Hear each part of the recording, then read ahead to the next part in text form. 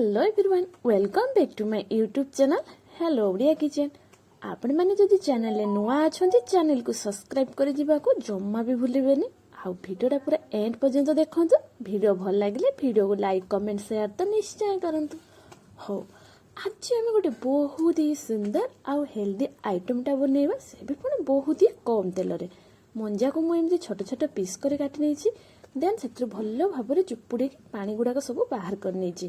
Then आम से half cup पाखापाखि बेसन 2 ରୁ 3 चामच पाखापाखि कॉर्नफ्लोर को दे से आवश्यक परिमाण रे लुण हलदी काश्मीर चिली किछि गोटा जीरा काटी रखि कंचा लंका आ मोस्ट इम्पोर्टेंट भुसुंगा पत्रटा को तो जमा भी भूलिबेनी।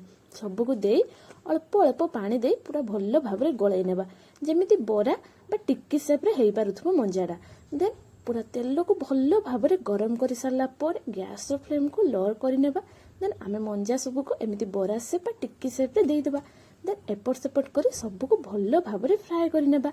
देखिले तो केते इजी प्रोसेस रे हमर मंजा बराटा प्रिपेयर हे होला। ताले आपण माने कोन कहउचंती घरे थरे ट्राई करूचंती कि नै? आ एही प्रोसेस रे थरे निश्चय करंतु देखिबे बहुत ही सुंदर लागिबो खाइबा पई। थरे ट्राई करंतु आ केमिति बनिले मो सहित कमेंट रे निश्चय जणांतु। हो आज पई रहिली पुणी देखा हबो आ एक न्यू वीडियो रे न्यू रेसिपी सो। तो सेति पई बाय बाय टाटा। सब्सक्राइब करबा को जमारी भी भूलिबेनी। एमिति न्यू न्यू रेसिपी देखिबा चाहतले चैनल सो जडित रहिथांतु।